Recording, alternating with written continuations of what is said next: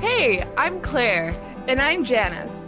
and this is The X-Files, a podcast about breakups, broken hearts, and moving on. We are breakup coaches here to help you beat your breakup Heal your broken heart. and move on to an amazing, abundant life.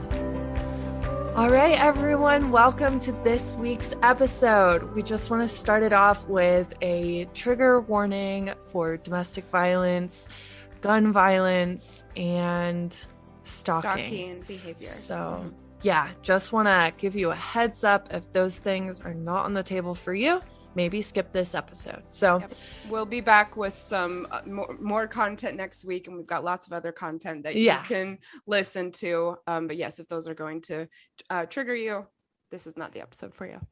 cool. So this week we are interviewing Ruth Glenn. She is the president and CEO of the National Coalition Against Domestic Violence. We are so happy to have had her on the show. At the time of recording this intro, we have done the interview, and I just want you guys to know this is such an impactful conversation. Her story is so inspiring. And as she says repeatedly throughout the episode, her story isn't really even that special in terms of like what survivors of domestic violence have gone through. And we just want to start off by saying, like, these are some of the strongest people you'll ever probably come across. Domestic violence is so important for us to talk about. And Janice, you can jump in whenever. I'm sitting here shaking my head very happily. We are going, we're using this episode as kind of a kickoff to an entire month of content around domestic violence, healthy relationships. And that is because October is Domestic Violence Awareness Month. Yeah. And because we have a platform, and because I also do want to use the opportunity to state, if I haven't on this show before, that I am a survivor of domestic violence. And I know how easily this happens to people. I know how prevalent it is. And because X-Files has grown to have such a amazing platform and already have an impact in helping people to find healthier relationships, we wanted to use this month to be supportive to survivors, to help prevent it, to help people know that they're not alone. And we happened to make a great connection with Ruth Glenn and the National Coalition Against Domestic Violence, which we will also be supporting and promoting all month long. Yes. So Ruth tells her story. She's also a survivor, and then ended up as the president of the coalition. And it's incredible. Her story is so inspiring. She gives lots of really good information also about the misconceptions and the myths around domestic violence. And that was really important to us to do. Exactly. Yeah. Like, it has nothing to do with your intelligence, your strength, your childhood upbringing. None of these things has an impact on like selecting you or predisposing you. Yes, that was it.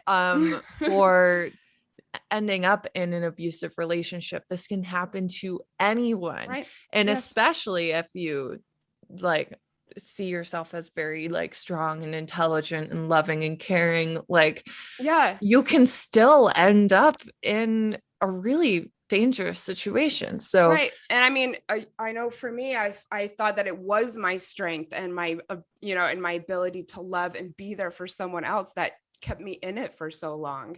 And so I'm really glad that you're saying that, because I do think that there are lots of cliche around why a person would end up in this situation and why someone would maybe target someone that they saw as weak or vulnerable. And I hate when people describe victims and survivors as vulnerable. I hate it so much. And that like it's almost as if they did something wrong by being vulnerable. Like they left themselves open to attack.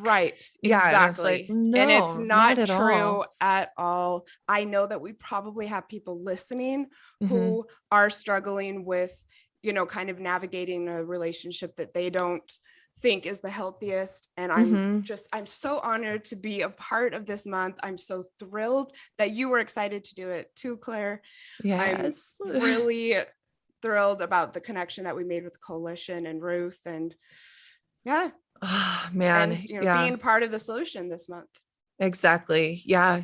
And one thing I think was really interesting about her story, which we'll dive pretty much right into after this, is that the abuse for her didn't even start until after she was married. And so I thought that was a really interesting point too, that it's like, how could you have known, So it's, so that's a really interesting point that just stood out to me in particular. So with that, a lot of them. Please, this is a really important episode. We thank everyone for listening. If you're not going to listen because of the trigger warnings, that's perfectly understandable as well. Yes. We are actually coming in next week with detailed episodes about healthy relationships and what they look like, and unhealthy relationships and what they look like. So, maybe those episodes will be more for you. Exactly. Yeah, we're doing like a double thing. So if you're like, all of this is very triggering, I'd like to focus on positivity, we have just healthy attributes in one episode, and part B or A, I'm not sure which one necessarily goes first.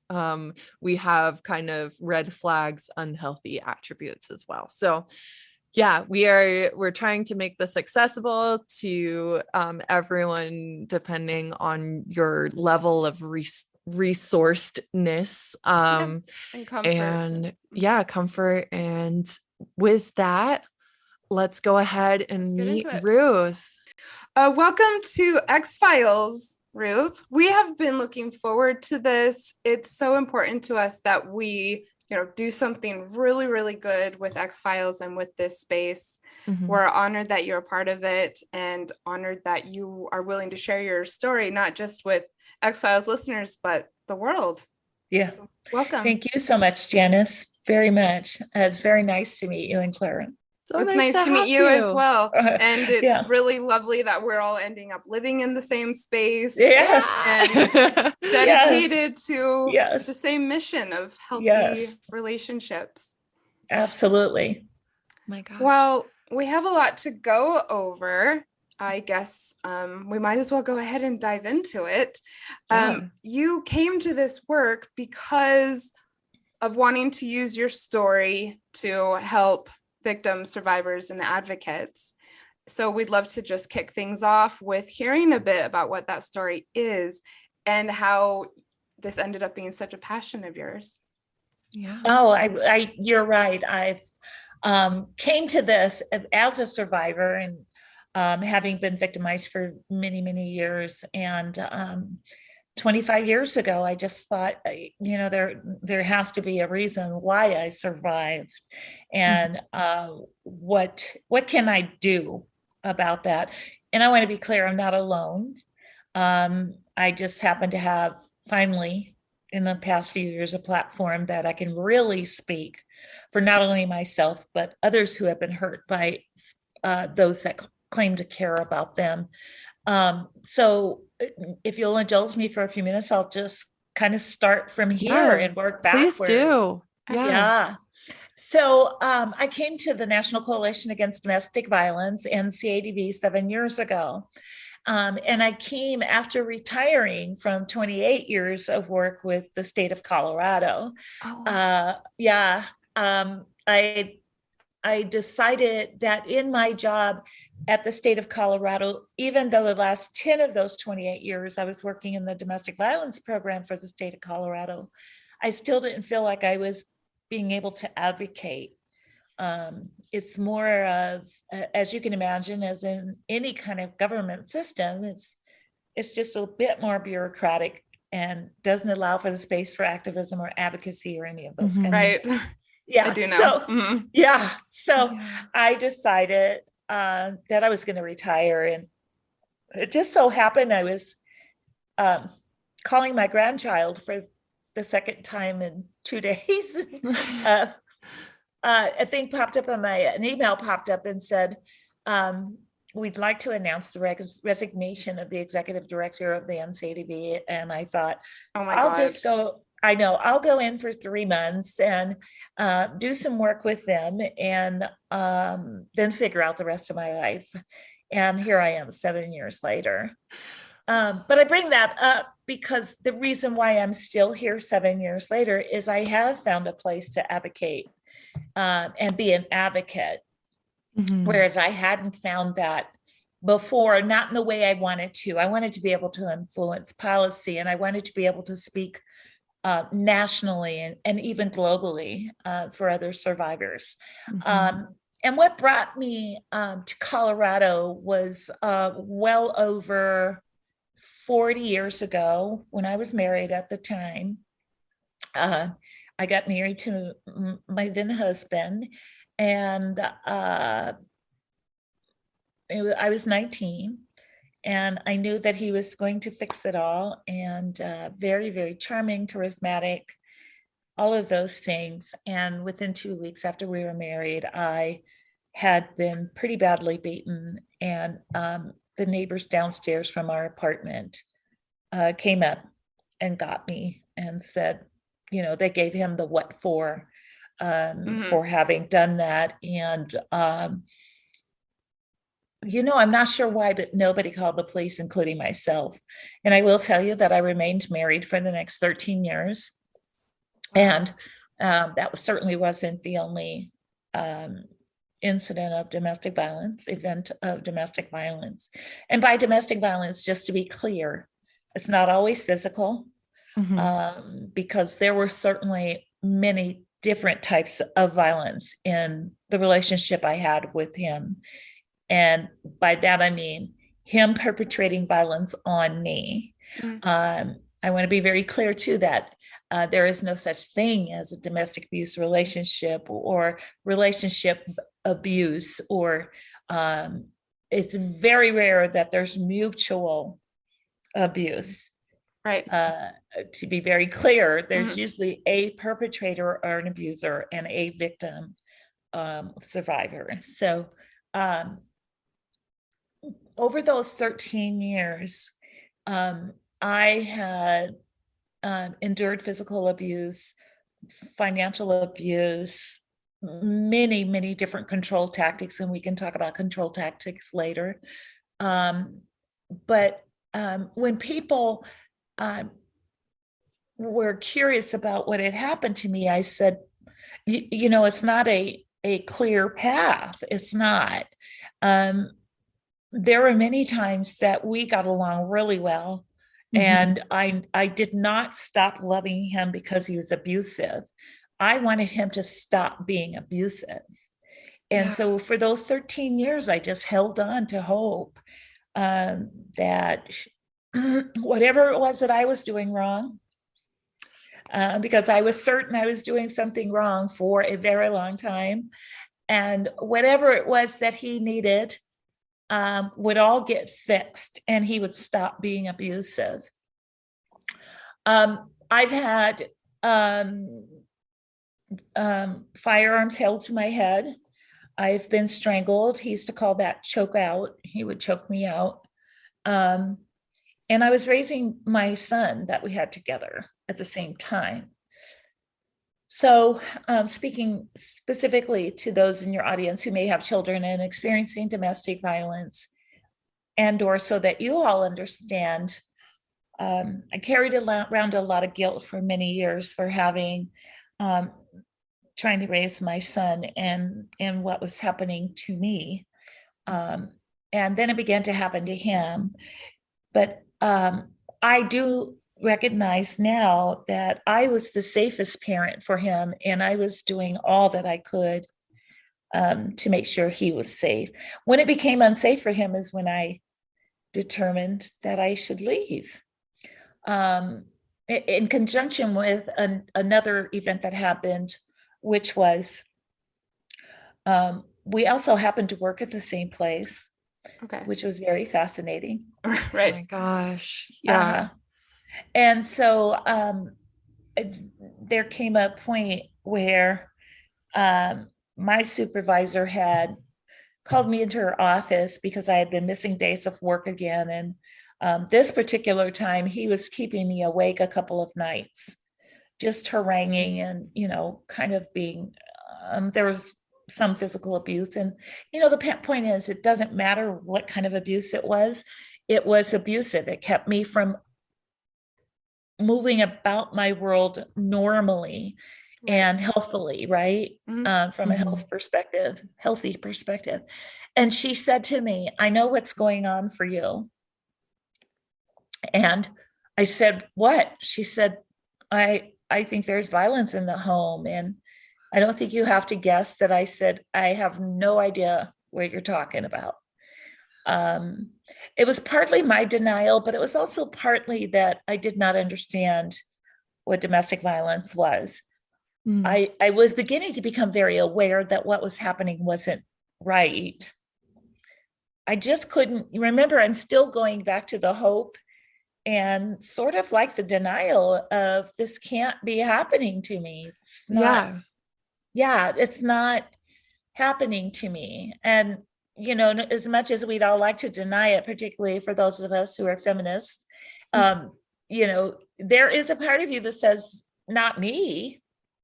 Even those things, those Lifetime movies that I was watching, and, that's not me. Mine's different. There's something else, So anyway, I'll never forget my supervisor at the time saying that to me, and then watching what was beginning to become overt aggressions against my son. And I thought, okay, enough. I would like to tell you that after I talked to her, I packed up my bags and was out of there. But that is not how it happened. It still took me 2 years to be able to leave. The fear was so great, and the uncertainty of what my son and I might experience leaving was very scary. And just so you all are clear, because you all are obviously much younger than me, this was in 1992. Okay. So I was not aware of what resources there were, and there weren't as many resources. So even figuring out what do I do next, even if I do leave, was very uncertain and scary, very scary.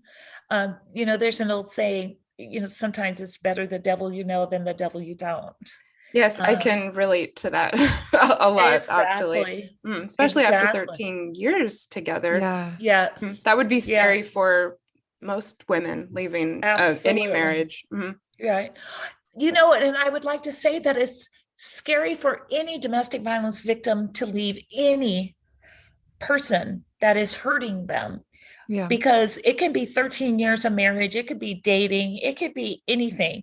You could have known somebody for 3 months and then they start stalking you, and this kind of thing.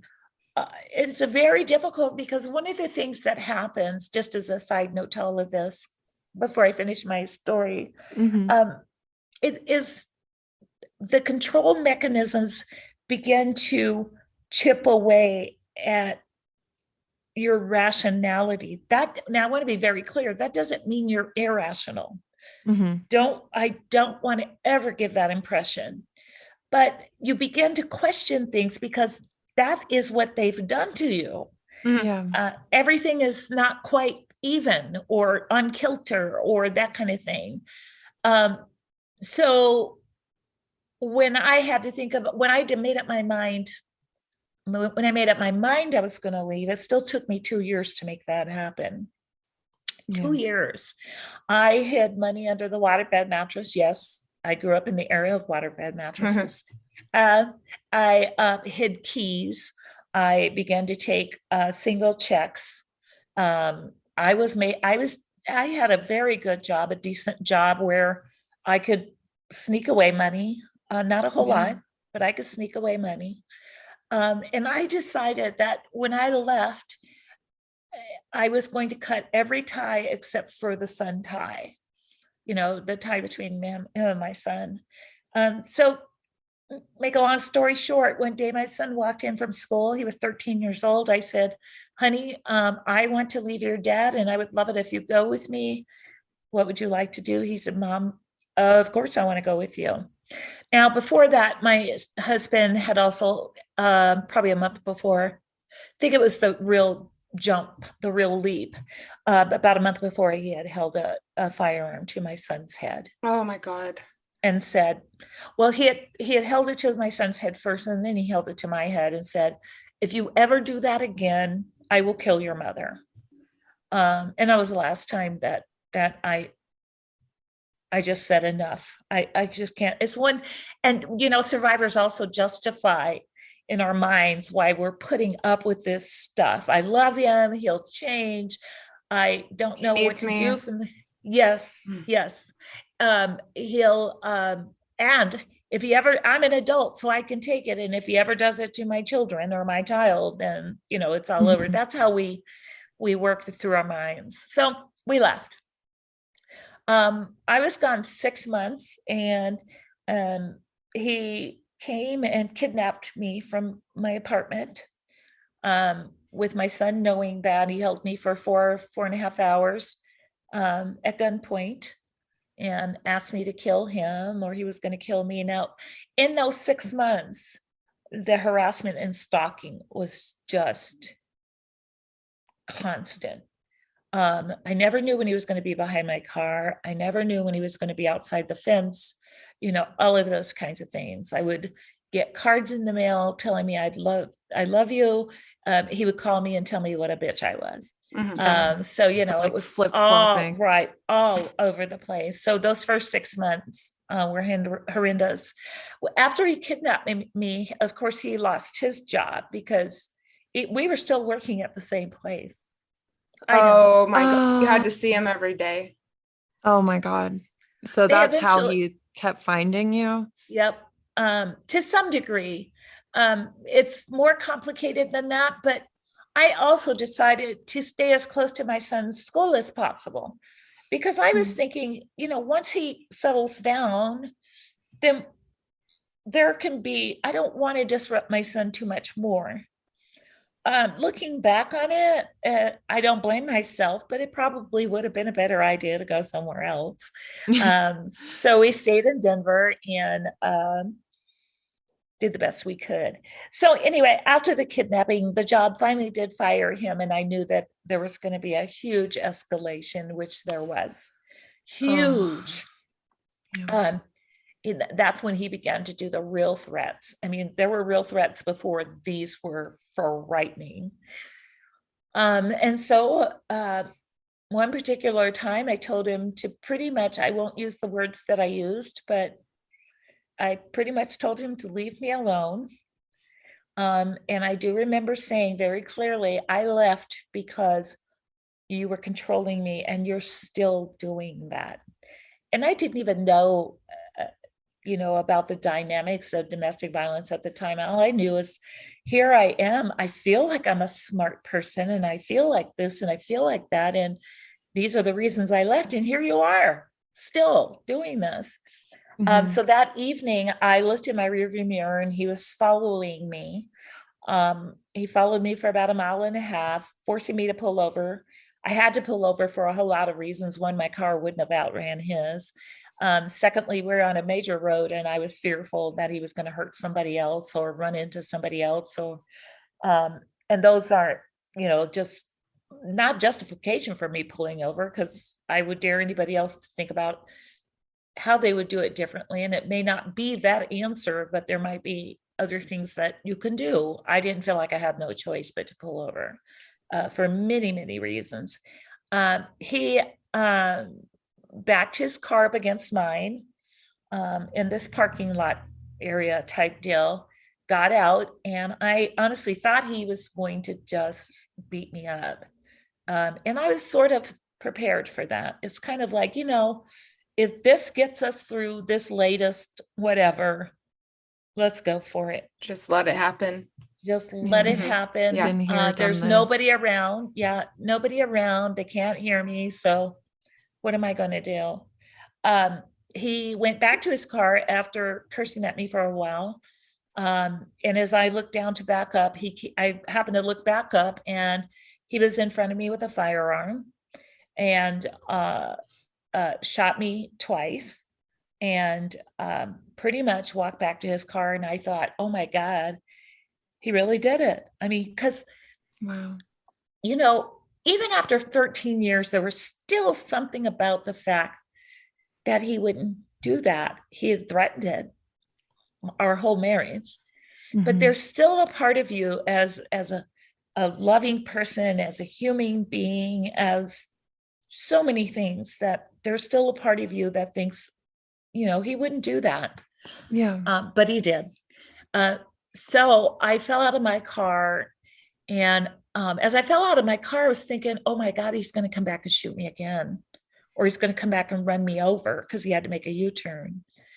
And I tried to pretend like I was dead, and somehow he understood I wasn't and shot me again. Oh my God. And he said something to the effect of, "You're not dead yet, bitch." And I just remember laying there just in shock. And blood was everywhere, of course. And I'm sorry, I don't mean to be too dramatic, but I think it's important in the context of why, what I'm hoping we'll get to later is, why doesn't she leave? You know, Yeah. why did she stay? Those kinds of questions. But well, and this is happening to people all over this country all the time, and it's escalated every day. Right. recently. And I, like I said early on when we first started this, I am not alone. And my story is not that unique. It's unique because I'm Ruth, and it's unique because of this, and this. But you were absolutely correct. Somewhere every 15 to 30 seconds, someone, and particularly a woman, is experiencing domestic violence in this nation. 15 to 30 seconds. By the time that you and I, all of us are done with this, I mean, calculate that. I'm not good at math, so I won't try. Don't ask me. It's not our forte, but either, a lot. but that's a lot of people. That's constantly. a lot of people. That's you know, roughly. Well, anyway, so but I also knew that my son was now going to be a target. So I was able to get back in my car, drive and get help. And he had not gone back to get my son. Thank God. Oh my gosh. Believe it or not, the doctors couldn't believe it. But I'm not laughing because it's funny. I'm just laughing at thinking about how they were responding when I got to the hospital, which was, oh my God, we cannot believe it. You're going to be okay. This is hours after CAT scans. And, you know, because I got shot twice in the head and once in the arm. And they were like, no way is this possible. Wow. And so what happened then was my son and I had to go into hiding for about 4 months. I was only in the hospital for 3 days. 3 days? What? And the only reason I was in there the third day is they were trying to find me some safe haven. Oh, gotcha. You know, like a hotel, or that kind of thing. So I had a skull fracture and some other things, but I feel very, very, very fortunate. Yeah. But what happened is we went into hiding for 4 months. He went on the run for 4 months. And when they eventually found him, you know, they were looking for him for attempted murder. And it was all over the news and, you know, all kinds of things. And I told them, I said, if you don't find him and sneak up on him, he's going to kill himself. And he did. The reason why I think that that's important, and particularly with the experience I've had now, and then my knowledge base that I've built up, is abusive persons are also, when they're at the end of their rope on how to keep control, the ultimate act of control is to take your own life. So I was not surprised he did that. And then quickly before I move on is I want you to know everything has, it's been a long journey to feeling somewhat healthy. I don't think any of us are 100% healthy. Yeah. A long journey. But once I started in 1995 is when I started, speaking and saying, I want to talk about this because it happens to everybody. I happen to be able to have a platform in different ways, such as on funding boards and because it made such news here in Denver, a lot of the TV stations, like on OJ's thing, they called and that. So I'll use my voice. And then ended up here. I did go back to college. I went to college. I got my BA and a master's, which I'm very proud of because it was something he told me I would never be able to do. So there's been a lot of inroads and growth. But I do remind people that you don't live through something like that for that long without having it have some kind of imprint on your life. And it does. I have bouts of PTSD. Some days are worse than others. I'll just leave it at that. Yeah. But I will say, I'm very, very pleased and most days happy to be an advocate for victims and survivors. So that's the capsule version. Oh, it's an incredible story. I'm speechless almost. Yeah. Thank you so much for sharing. You're welcome. And so you decided you wanted to share your story. And when did you start working for the state of Colorado? I was working, remember we worked there together. So I started working for the state of Colorado in 1985. Yeah. And then I retired from the state of Colorado in 2013. Okay. Wow. So, and then this happened in 1992.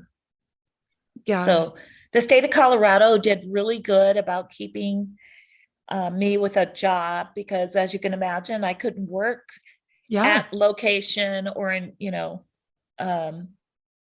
for a while. So I encourage all workplaces to think about how to respond to survivors and victims of domestic violence. And although it was 92, there were some pieces of that others should take away with them and think about as they deal with people in their workplace who are experiencing domestic violence. Definitely. Yeah. And thank you so much for sharing your story with us. And it just strikes me how at every turn you were strong and I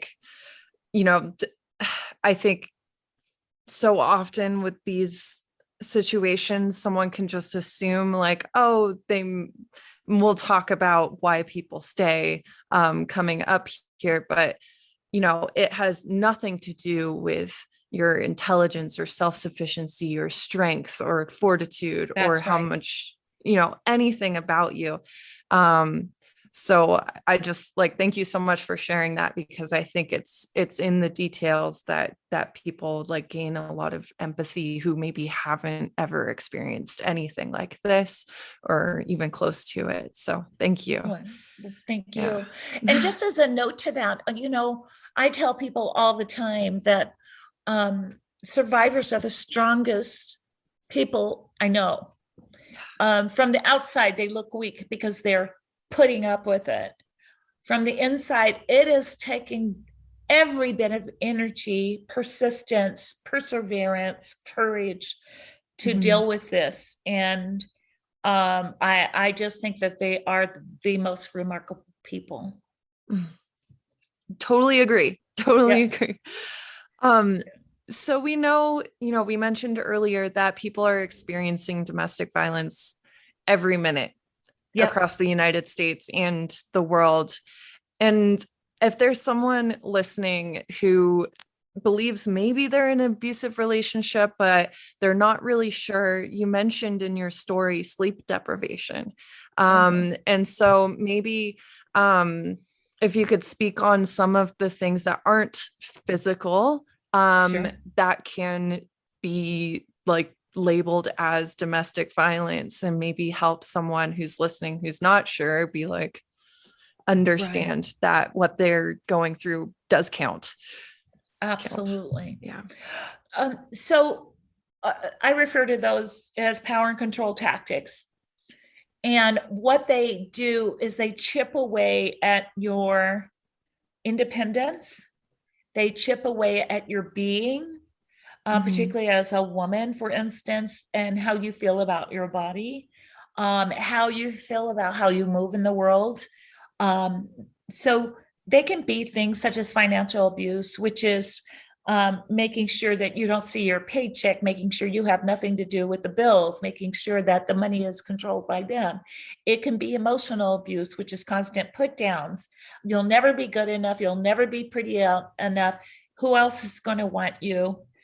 Go ahead, try to do it on your own and see what happens. You're not a good mother. I'll take the kids.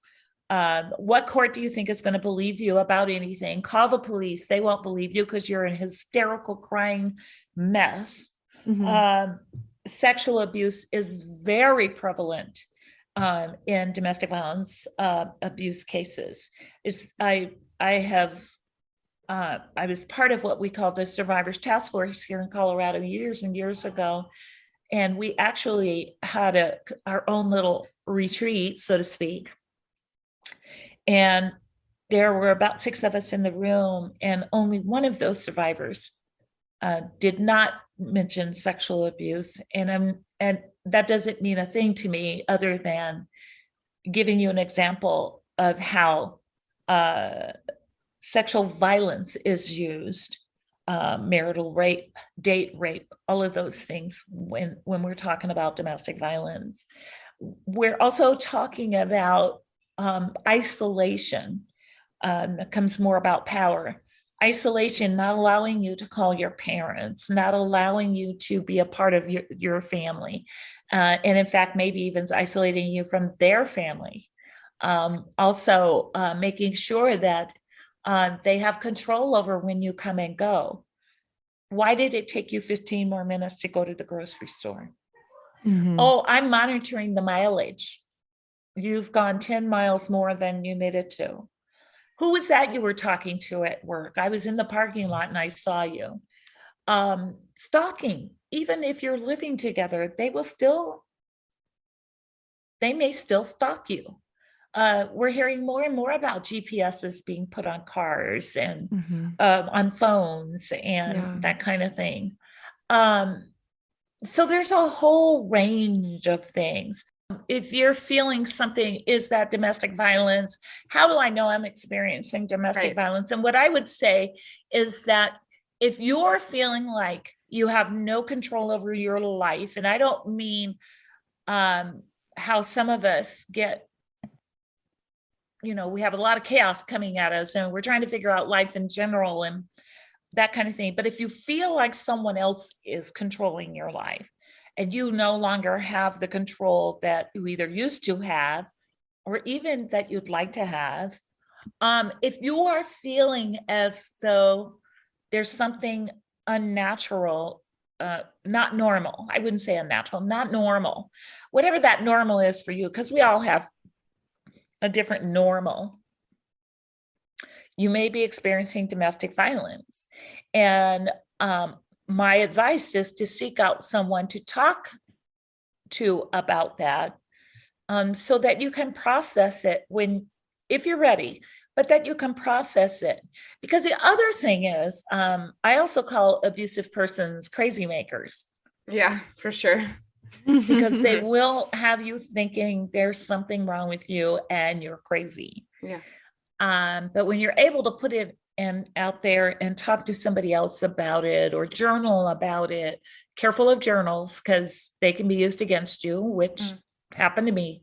But find somebody safe where it won't be breached. And if it means even your local community domestic violence program, do that.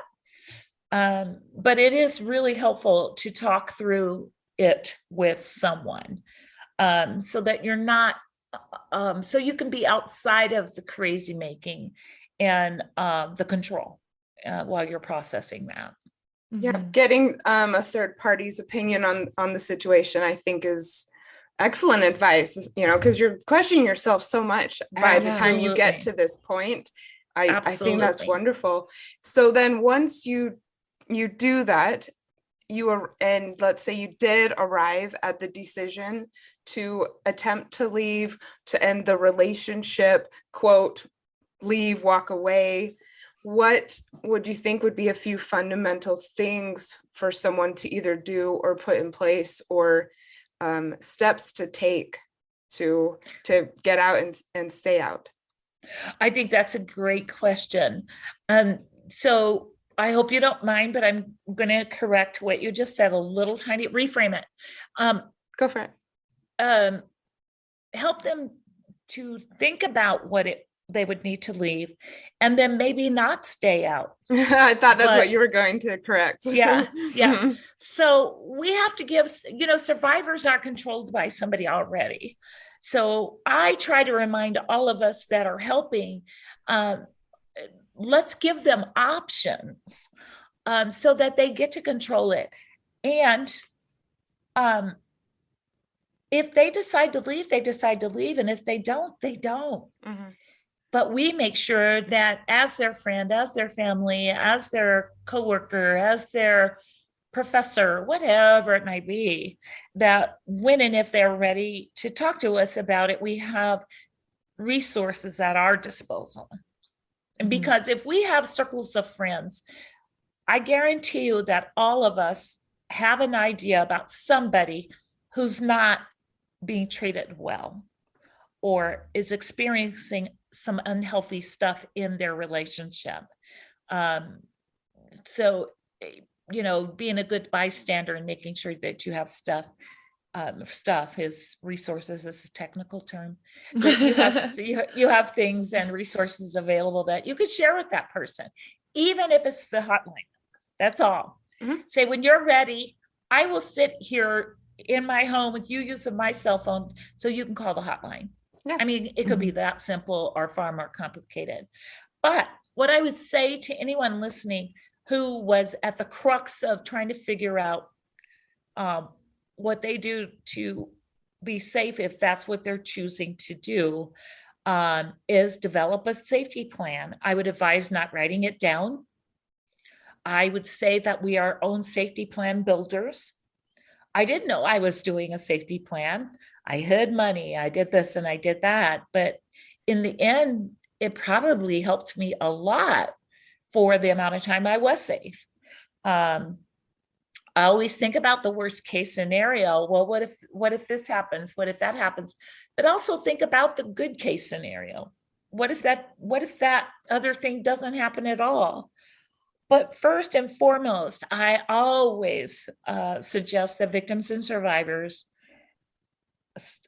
really assess their own safety, not how someone else might be saying that can keep you safe, not how you think you might be safe. You know that person better than anyone. And assessing your own safety is critical as you're formulating the safety plan. Domestic violence programs can help with that. Your local domestic violence program, certainly call the National Domestic Violence Hotline. There are various and sundry ways. And I always tell people, only the survivor gets to decide when she leaves and when it's safe to leave. And he gets to determine that he may not stay gone, or she may not stay gone, that it just feels safer to be back there. Or, by the way, I still love them. And so I want to be back with them because I'm sure this taught them a lesson. Or, and certainly judgment doesn't really do anything to help, when you're choosing between two bad outcomes or two bad places to go or two bad solutions. Absolutely. You might go back to the person who accepts you the most, and that could be your abuser. That's right. Absolutely. And it might take more than one time. Right. Sorry. No, you're absolutely correct. And, I still go back to, survivors and victims don't get with abusive persons because they want to be hurt. Mm-hmm. Survivors and victims get with someone because they want to be loved or they're in love. I challenge anyone that's not even had an experience of domestic violence to think about when they've been in a relationship too long. And there was no domestic violence, and there was no sexual violence, and there was no financial abuse. So that's where I think that sometimes we're judgmental as a society and doing the victim blaming. And we've got to be really careful about that. Yeah, definitely. Speaking of victim blaming, like, this might be the right time to cover that question of like, why didn't you leave? Why did you stay? Why is it so difficult to leave? Like, we talk about being in love with the person and believing in their potential, not necessarily the reality of who they're showing themselves to be. Right.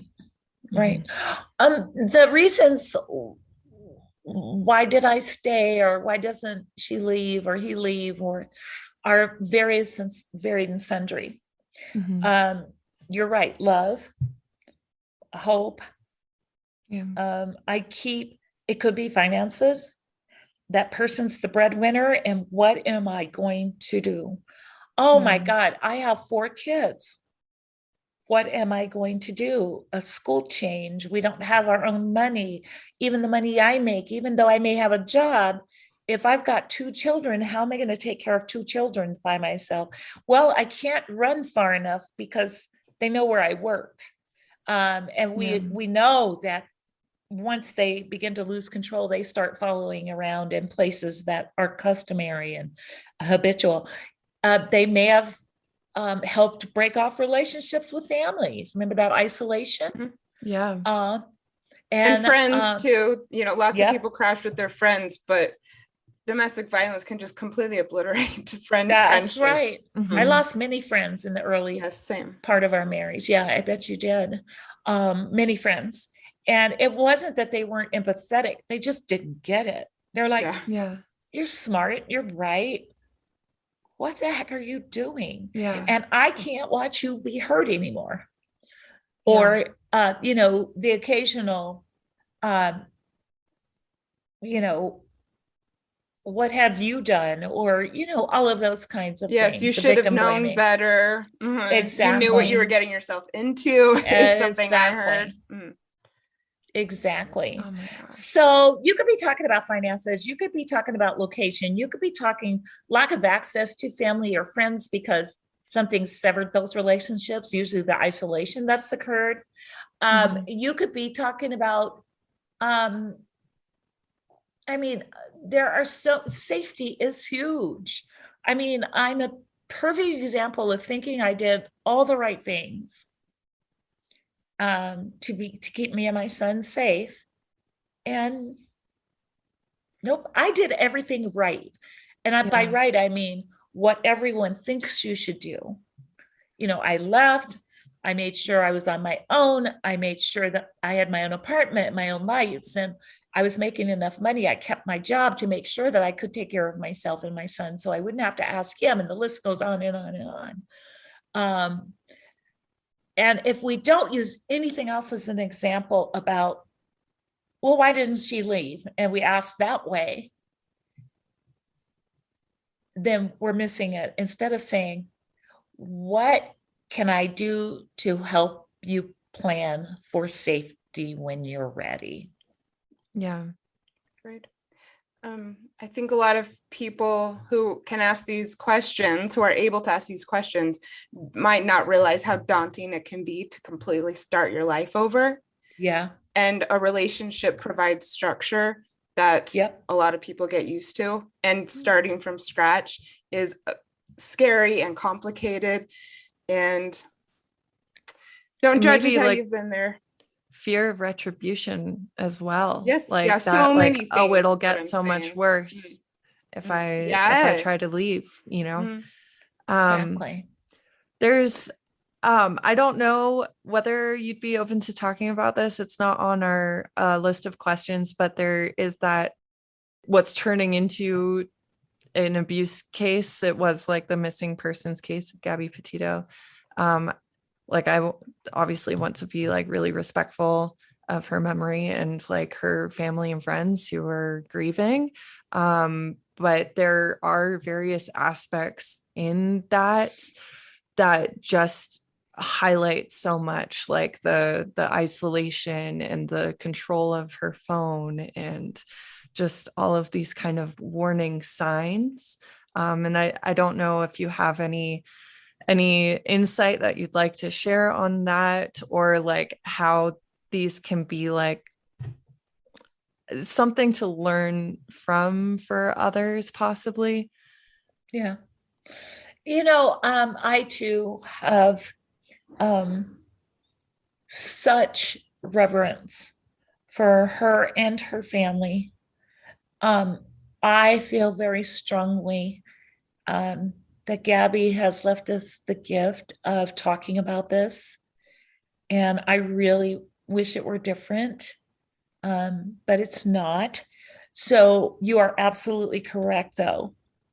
The first time I tried to watch the body cam video, I don't know if you all have seen it. Yeah. I didn't last for more than 15 minutes. I just couldn't do it. It was such a perfect example of power and control. He was exercising his power through being a good old boy with the cops and, doing that lighthearted, she's crazy. Because then we also get into the sexist, misogynistic stuff, but that's for a whole nother classroom. But the first thing I observed really quickly was her being very, very distressed.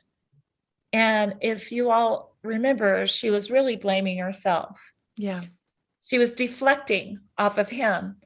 But remember when Janice was talking about, or maybe it was you, Claire, I'm sorry, I forgot who said it, but the retribution, what happens if I do? Mm-hmm. There was definitely, I totally was understanding why she was doing that. She didn't want the police to take him, not just because they were in the middle of Utah, which if any of you have been there is beautiful and vast. Mm-hmm. Yeah. Yeah. You're right. All of her life was in that van. Oh, so what do you mean? Oh my God, I got to think about that. She didn't want him to go to jail. I'm sure of that. I'm absolutely certain of that. And so the list goes on about why most of the nation that understands domestic violence knows that that's what we were witnessing. And it wasn't physical violence at that moment. That wound he had on his face, I'd be willing to bet that was a self-defense wound from her. It was from her, but I'd be willing to bet it was self-defense. Yeah. If the 911 caller had already said, that one of them had already said, he slapped her and he's pushing her, I can guarantee you that didn't end when they got in the van and she found herself having to defend herself. Yeah. I am making a lot of assumptions because we don't know. And I don't know that we will ever know because I have a funny feeling that even if he is apprehended alive, he's never going to tell the story. But we know the dynamics of domestic violence, and there it was right there on the body cam. Yeah. I thought it was really telling that she was saying she thought that she was being kind of a downer. Yeah. Because he was belittling her project and telling her that it would never happen. And so that was kind of putting her in a bad mood. Yeah. And I could relate to that a lot. Yeah. Instead of looking at it as a power move, you're never going to be good enough, ever. You need me to be what you can be because you're not going to be good enough. I'm not a part of that project. So, you're just not good enough. However, she seemed, which I could also relate to, trying to involve him in every single effing aspect of her life as much as she possibly could. Probably because she felt like she had to. That's right. Mm-hmm. That's right. Keep him happy. I'm happy because I'm in love with him and blah, blah, blah. But I already know that if I haven't already experienced some form of domestic violence, I already know that something could go topsy-turvy here. Yeah. So I guess that's, that's something to take from this. And like, tell me if you agree that, I think one of her friends shared that he would take her driver's license away so she couldn't go out with friends and things. And so like, that isn't like outright violence in the moment, but like just seeing kind of where things begin and they seem like, oh, maybe he was just having a bad day and was feeling really jealous that day. And you're rationalizing because you love this person, and then seeing kind of how things can build and it can end up being a life-threatening situation. I mean, we're especially when it's like there has to be violence involved, in order for people to feel like they're validated in walking away. Often because the people in your life, that's the only thing that they really will validate you walking away for often. Do you agree? So I agree the last part of your sentence, or your premise, which is, for most people from a bird's eye view, until there's some kind of physical, really tragic violence, then they go, I remember, blah, blah, blah. Yeah. What I would say is that let's also remember that for victims and survivors, it's just not that quite cut and dry. So in other words, a person could be slowly manipulative and controlling and for a very, very long time and never commit physical violence or sexual violence. It can also be that within 2 or 3 weeks of getting together, all of a sudden, there's a violent physical or sexual altercation. So I always try to warn people, let's be careful about making it too simple. But I go back to what the original, what you were talking about, Janice, is what do we say? Is if it's making you uncomfortable at any degree, you don't feel like you have your independence any longer, you feel like you have to ask permission for way too many things. He's taking your driver's license, she's taking your keys. You look around and you show up with your friends at lunch and there they are standing there, or, whatever that is, that, I love talking about women in this aspect, which is, I don't think we as women pay enough attention to our intuitive senses. Agreed. Yep. Yes. We have a beautiful gift that says, and that's not to say that men don't have it either. I really do firmly believe ours is stronger. If we don't do anything else, pay attention to our intuition, which is saying, that didn't feel quite right. Whatever it is, that didn't feel quite right. And I'm going to put this in the back of my head. And I'm going to start now thinking about these other things. And it's okay to act on those. Yes. Yeah. You really don't need to give a reason or have a reason. You don't need to make your own argument. I do think if it doesn't feel right, that's as good of a reason as right. That's right. And we say that a lot on the show, and I want everyone listening to write that down. Right. You have a right to autonomy, freedom, and independence. Exactly. Yeah. You don't have a right, even in maintaining those, to hurt someone else. Yep. You do not have a right. Are for. That's right. Like I haven't been a victim of domestic violence myself. However, I have had a situation where a boyfriend started trying to take control of those things. And I very much was like, this is bad. I don't want to find out where this is going. And I left for school the next day and never came back. And it turned into, showing up at my parents' house and my classrooms and pulling me out of a midterm to yell at me and sending his friends into classrooms to like give me letters, and like in that example, you know, I don't know whether there would have ever have been an issue, but his reaction to my leaving told me that I definitely made the right choice. And even if he hadn't acted that way, I'm glad I never found out, you know, what the other option was, you know. And there's a lot of people in the world who will like love you and adore you and treat you the right way. Mm-hmm. You do not only Right. have one chance at this love thing. Right. So, And I would even hazard to guess and say, to take it even one step further, first of all, he was stalking you. There's no getting around that. Stalking is a form of that violence. It really is, because you begin to lose your autonomy. It's like looking over your shoulder every moment. Oh my God, the phone's ringing again. Scary. And then the second part is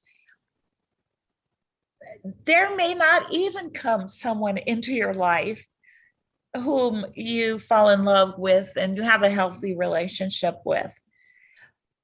But that's even better than being in a situation in which someone's hurting you.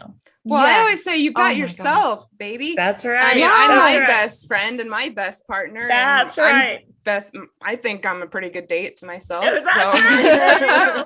Definitely better time. than any abusive situation I've ever found myself in. Right. What do you think, besides why doesn't she leave, is the most misunderstood thing about domestic violence, I guess, as it pertains to the United States? You know, I think the most misunderstood is, even when you explain why she doesn't leave, the other common response I get, well, there are resources. Okay, first of all, you name them if you know what they are. Secondly, are there enough resources? Third, how does a victim, unless they have the space and safety to talk about it, how do they know what resources are there?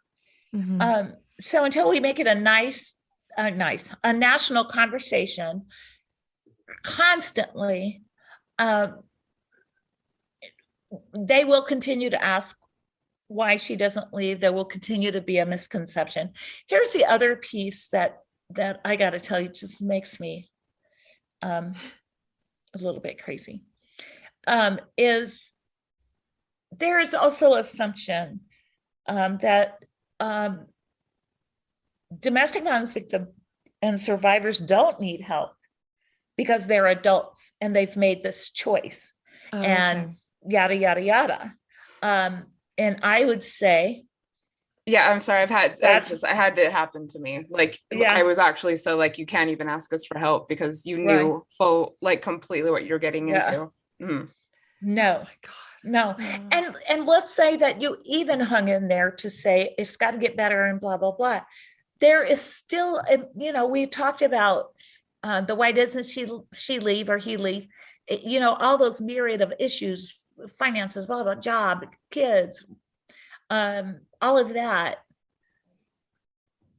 So if someone I thought I loved and thought loved me, or whatever that situation is, and they've been harmful to me, I also need navigation around what I can do differently, even as an adult. That doesn't mean that I'm incapable. No. It doesn't mean anything other than I need a resource friend or family member or somebody to talk to help me navigate. Yeah. We're social beings. We do not thrive in isolation. That's right. That's why isolation is such a dangerous tactic. Absolutely. Wow. Yeah. Yep. I mean, I think a couple of our next questions were, how can our listeners be better advocates, and how can we support someone in our lives going through this? And I think you really just spoke to that, but is there anything else that kind of this framing of the question brings up for you? I just always say, be the seed planter, be the one that plants the seed very gently, kindly, and with an understanding having, without even saying, I understand domestic violence, because you don't need to say that. Of course, you can say, I think you're going through something. I want you to know that I'm here if and when you ever might want to talk. And I may also have some resources for you. They might say, are you crazy? You have no idea what you're talking about. And you say very nicely, okay, got it. But I guarantee you, they won't forget that you opened the door for them to be able to talk this through. And they may never come back. Who knows? We have to be willing, for those of us who are outsiders to what might be happening to someone else, we have to be willing to take a little bit of pain with it, because it may not be, oh my God, you're such a savior. Thank you so much for asking. Totally. Probably won't be, actually. Right. That's just not how this works. That's right, Janice. You are absolutely correct. That's not how this works. You're bringing something to them that they've been skilled at hiding, because it could mean life or death for them if they reveal. So why would they say, oh, thank you so much, Claire. I really appreciate how don't expect that. Be okay with that not happening. Yeah. And I guess that ties into losing friends in these situations where they're like, I can't watch this anymore. You know, like if you try to have this conversation and gently offer like, hey, I might have some resources for you, and they don't accept, and they don't come to you with like, thank you so much, open arms, you know, everyone has choice, and we're not going to force anyone to remain watching something that really hurts them to see happen. But I guess, you know, do you have any words for people who are getting impatient and frustrated with a friend who's going through this? And I'm also just that with the cycle of domestic violence, it repeats itself. And I know that people in my life just got kind of exhausted. Like, all right, you know, like 6 months ago, we were going through this. Now it's happening again and again and again. And people just kind of lose patience. I agree. Patience. And what do you do?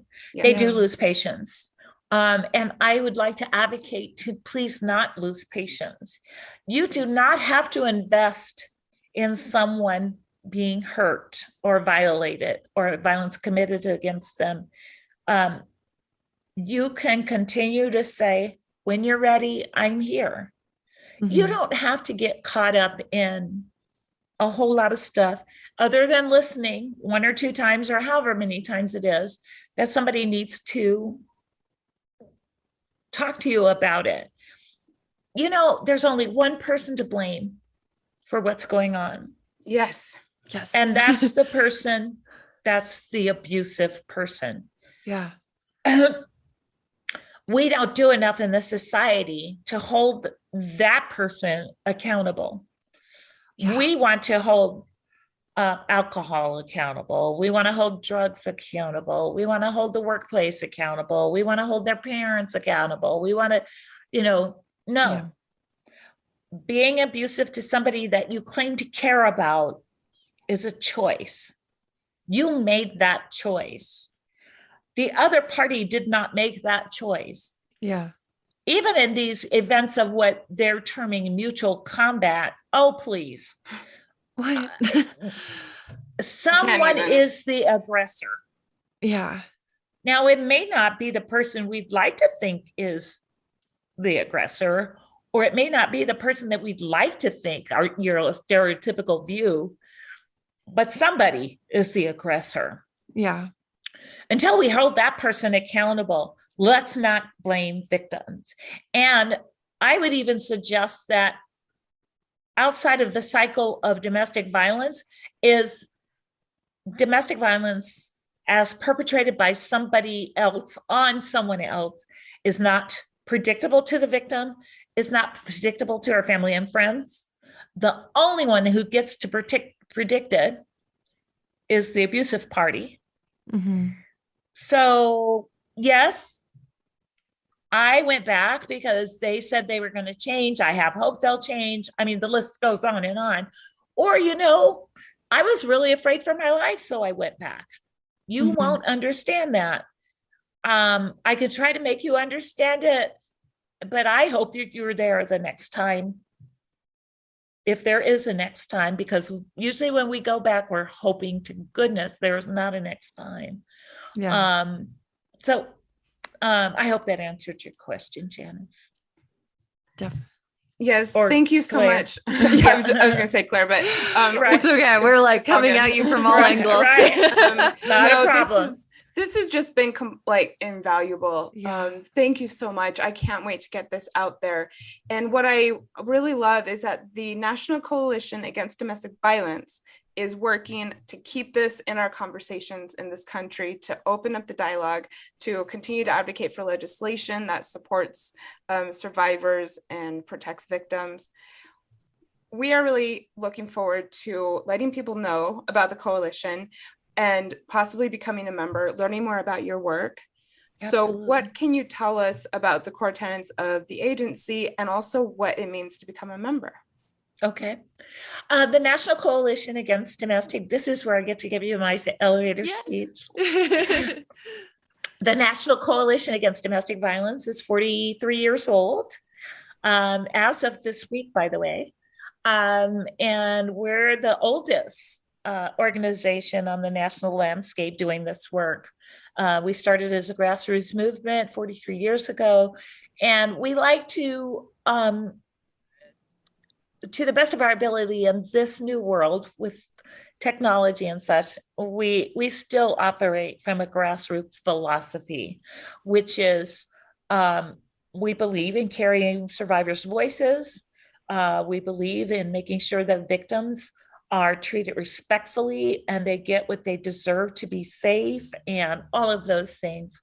And we do that through three efforts: policy, which Janice already talked about, projects, which we have many partners that we join with to get projects off the ground, and do what we can for advocates to make sure they have the tools that they can to best support victims and survivors. And then certainly our trademark programs, which are, our financial ed webinars, our emerging issues topic webinars. We have several different pieces to each of those 3 P's, is what I call them. And then certainly our public awareness. I will talk about this as long as people will let me talk about it. And I hope that your listeners will talk about it as long as people allow them to talk about it. Just use every opportunity that you can to talk about domestic violence. And that's our kind of like our motto in AVAs. And then we have a membership of over 500, I believe. And our membership is made up of local community domestic violence programs, victims and survivors, law enforcement agencies, just a mix of folks. We have individual memberships, we have ally memberships, and we have alliance memberships. They come at different prices. You can find that information on our website, because I'm not good at remembering that stuff. We're going to link everyone up all month long. All month long. Thank you. There's not going to be any excuse. It's going to be everywhere. Yeah. Styles is. Right. I would also say, and we would love to have new members. Our members are alerted when there's legislation that needs to be addressed, when we would ask for you to call your Congress. We make sure that there's a monthly newsletter, not just your Congress, they'll call your legislator. We have a monthly newsletter that updates everyone on what's going on in our entity, our program, the National Coalition Against Domestic Violence, but also are there other things on the landscape of domestic violence that's occurring? We have a couple of member benefits that have to do with retirement plans and those kinds of things. But we welcome new members all the time, because the louder our voices, particularly in the policy area, where we send out an action alert that says, please call your congressperson and let them know they can't do this to X, or let them know that we applaud what they've done for X. Because truly, for a lot of resources and support that victims, survivors, and advocates get. It comes out of Congress. And we have the ability to do some things most of our other national partners cannot do, which is truly advocate in that way and act as grassroots, because we get absolutely no grant funding. Yeah, so I want to highlight that. Yeah. For an organization of your size and as far reaching as it is, they are dependent on donations and memberships and not grants. It's remarkable. It is remarkable. Every end of the year, when I look at our individual donations, I'm just blown away by the people who are committed to contributing. We get a $1 bill a month from one of our individual donors. $1 bill love it. Every month. I wish I were kidding, but I'm not. That's so nice. Somebody who's got a recurring quarterly for $25, to someone who annually they write $1,000 checks and says, keep up the good work, we're behind you. Wish I had more money, or something like that. But it's a demonstration from this pocket of people who know that the National Coalition is doing what we can to keep those voices raised, but they are also a myriad of victims and survivors who say, I'm going to, even if it's just a membership, I'm going to do something. Yeah. And I shouldn't say that. I'm saying what they might be saying to themselves. We have no judgment on memberships. We love our members. So just gives you an example. I'm just always blown away at the final accounting of the year of how many of those have been individual donors, and what we are able to do our work with, or how we're able to do our work with the support of those individual donors. We're not even talking about corporate or other types. Wow. That's incredible. It's amazing. That's so good. We're very proud to be a part of it. Yeah. Thank you so much. Now, if I could just figure out how to get the $1 million donor. All right. Well, we're putting it out there. Who knows what $1 million donors? I don't know if any of our listeners have $1 million, but we do have a very active community, and it would mean a lot to Claire and I, for anyone who's listening who wants to be a part of the solution, to go over, make a donation, become a member, whatever excites you most. Yeah. Can I also, before we wrap it up, I would also say that our website, because I'm going back to what seems to be the premise of this conversation, the contextual part of this conversation, which is sort of, why doesn't she leave? What can we do if we're in a bystander? We have great resources on our website about that. The why doesn't she leave? What can family and friends do? And then we also have fact sheets for each state in the nation to talk about what's happening for domestic violence in that state. So even if there's not a draw to do something nationally, there are certainly ways to do something locally. Okay. That's amazing. And I'm so glad that we're helping with just one part of your three-pronged tactic of communicating and sharing this information. And I know that this is going to have such an impact on anyone who listens. And just thank you so much for sharing your story. And I'm so glad you were here. I'm really grateful for that as well. There's going to be a lot of people who benefit because of that, and benefit from your story. So we're really glad you made it. Okay. And thank you. We're really proud to be partnering with you this month, and we look forward to continuing the conversation, and keep up the good work. Okay. Thank you. Bye. Thanks for listening to X-Files, a podcast about breakups, broken hearts, and moving on. If you like this episode, tag us on your Instagram story so we can connect with you. And you can find me, Claire, on Instagram at Claire Lofthouse. And me, Janice, on Instagram at Gems for Michella. If you'd like to join our online community, find us on Facebook at Breakups, Broken Hearts, and Moving On.